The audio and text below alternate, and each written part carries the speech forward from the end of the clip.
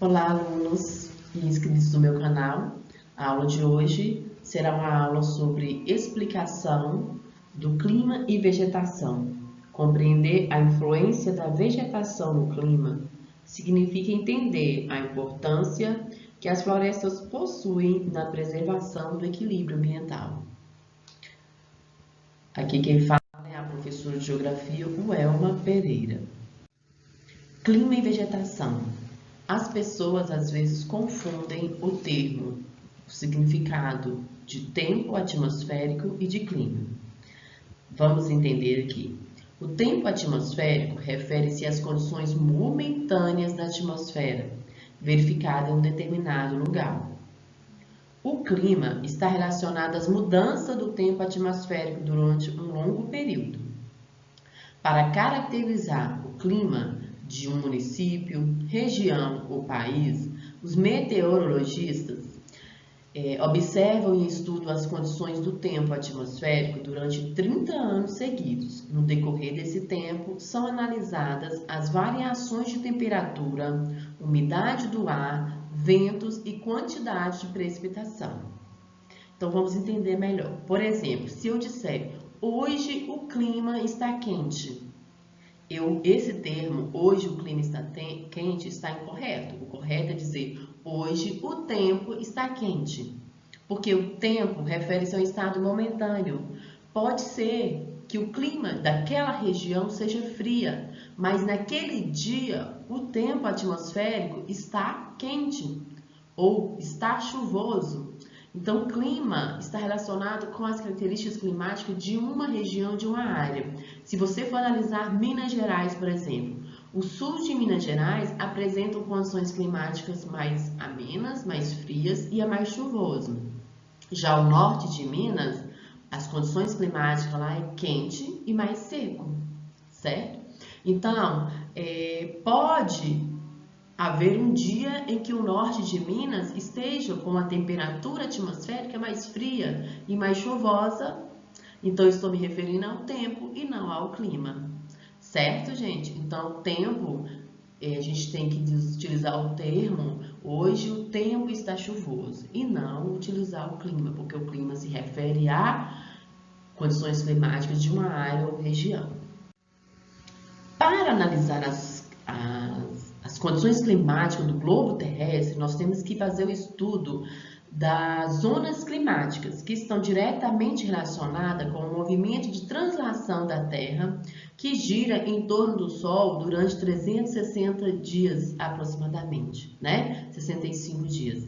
Então, o Sol incide raios solares diretamente nessa parte aqui do globo terrestre, conhecida como zona tropical ou zona intertropical, que está localizada entre o Trópico de Câncer e o Capricórnio. Próxima à linha do Equador é a área mais quente da superfície terrestre. Já os raios solares, eles não incidem diretamente nos polos, por isso que as regiões polares são regiões mais frias, chega até ter gelo, geleiras, né? Caso aí, por exemplo, do continente Antártico, que é coberto de gelo, que estão localizados nos polos. O Brasil, que está aqui na América Latina, a linha do Equador passa lá no norte do Brasil.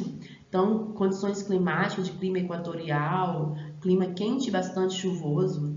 E o sul do Brasil, aqui próximo ao São Paulo, passa o Trópico de Capricórnio. Então, o Brasil pega um pedacinho da zona temperada do sul, parte conhecido também como país tropical, porque a sua maior parte está em zona tropical, e também passa ali para a linha do Equador, devido à sua extensão territorial. Aqui nós podemos perceber que na zona temperada do norte está localizada a Europa, a Rússia, o continente asiático, a América anglo-saxônica, Estados Unidos e Canadá, localizado nas zonas temperadas do norte. Então vamos entender aqui que há diversas formações vegetais.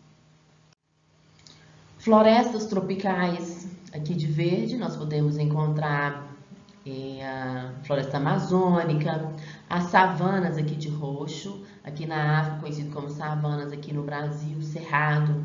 Os desertos, aqui ó, deserto e Saara de Laranjado, próximo aqui à área bem quente. Temos também os campos e regiões temperadas, né? Próximo aqui ó, de amarelo.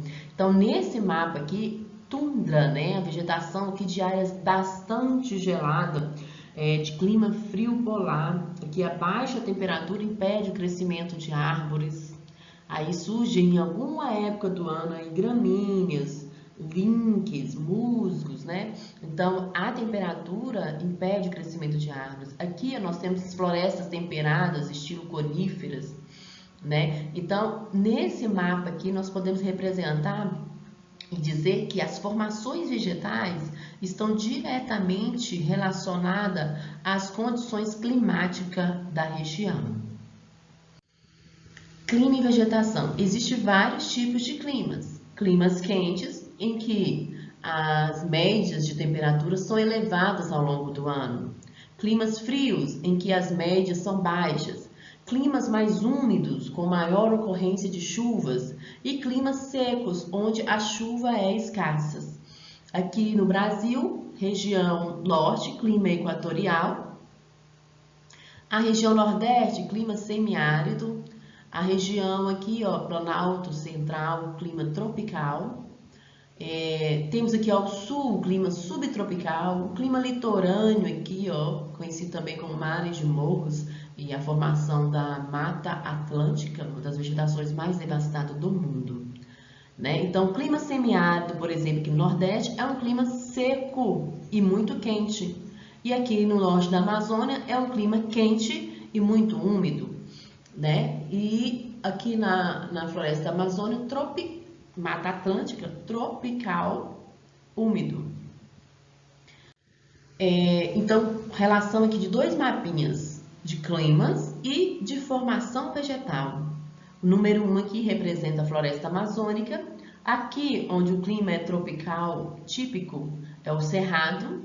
De vermelho, nós temos a Caatinga, que é de clima semiárido. Aqui no litoral, nós temos o que? Os mares e morros, né? Que é de formação, existem várias formações de morros aí, é uma formação antiga, vegetação mais devastada, que é o exemplo aí da Mata Atlântica. Nesses 5 aqui nós temos a araucárias, né? Que é a formação de pinheiros. E aqui nós temos as pradarias, que são os campos, aqui mais na região do Rio Grande do Sul, no sul do Brasil. A parte branca são áreas de transição. Então, nós podemos entender que há uma grande interdependência entre clima e vegetação. Exemplo aqui da floresta amazônica, floresta conhecida como de clima equatorial, floresta latifoliada, pois suas folhas possuem larguras muito grandes, são densas, atingem grandes alturas. Então, é uma floresta bastante úmida, rica em espécies animais, viu? É uma rica floresta ambiental. Essa floresta é importante tanto para o Brasil como para o mundo inteiro, o equilíbrio ambiental do planeta. Temos aqui também a formação vegetal da Caatinga, né, de clima típico semiárido, localizado no Nordeste brasileiro. Aí nós podemos perceber que são árvores que possuem plantas espinhosas, por exemplo, aí os cactos, né?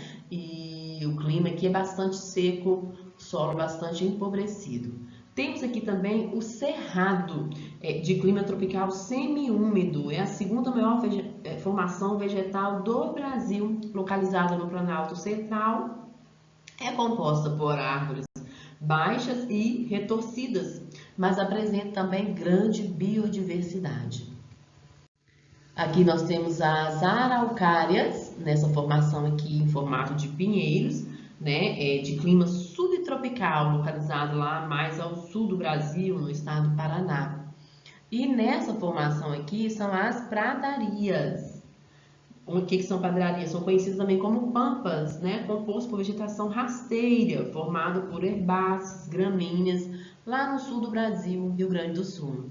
Mares de morros no litoral do Brasil, formado por dobramentos cristalinos, é um relevo antigo, Há uma vegetação bastante devastada aí, que é a floresta da Mata Atlântica, localizada nos mares de Morro, né?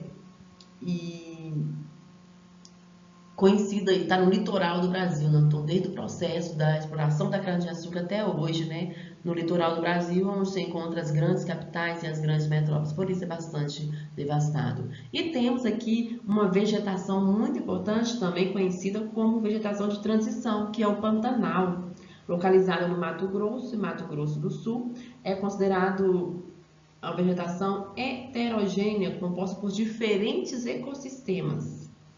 E em algumas estações do ano, as áreas permanecem bastante úmidas e cheias devido a enchente nos rios. Certinho? É uma rica biodiversidade também aqui. Então, também, qual é a importância? A importância da vegetação para o equilíbrio ambiental. As formações vegetais possuem importante função de absorver parte da energia solar que incide sobre a superfície terrestre. Influencia na umidade presente no ar. A maior parte das florestas existentes são grandes emissoras de umidades presentes no ar, através do processo de evapotranspiração. Olha aqui o exemplo. As árvores puxam a água do solo e liberam vapor de água através das suas folhas, gerando verdadeiros rios atmosféricos da umidade. Provoca precipitação, chove, as árvores absorvem a água da chuva e também do solo e emite isso para fora, provocando precipitação. Isso aqui ajuda no equilíbrio dinâmico do planeta, porque nós recebemos a radiação solar e a vegetação impede que essa radiação solar chegue de forma intensa na superfície terrestre. A floresta amazônica é responsável pela chuva não só na sua região, né? Essa floresta densa aí, ela absorve bastante água da chuva e emite essa umidade para a atmosfera. Então, ela não só é responsável pela chuva na sua região, mas em várias partes do país, né? Haja visto que durante parte do ano as massas de ar deslocam-se de umidade para todo o país, região sudeste, nordeste, até o sul, chega a influência das massas úmidas da floresta amazônica ao sul do país.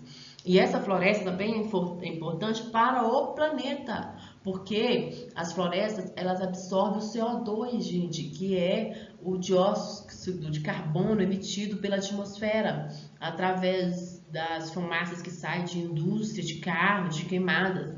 Então, enquanto ela absorve isso aí, ela ajuda no equilíbrio dinâmico da Terra. Compreender a influência da vegetação no clima significa entender a importância que as florestas possuem na preservação do equilíbrio ambiental. Uma árvore de 10 metros, por exemplo, é capaz de bombear para o ar mais de 300 litros de águas por dia. A floresta amazônica possui essas características. Evapora-se a água presente em suas folhas e também a água presente abaixo do solo, que é captada pelas raízes, ocasionando-se em maior incidência de chuvas.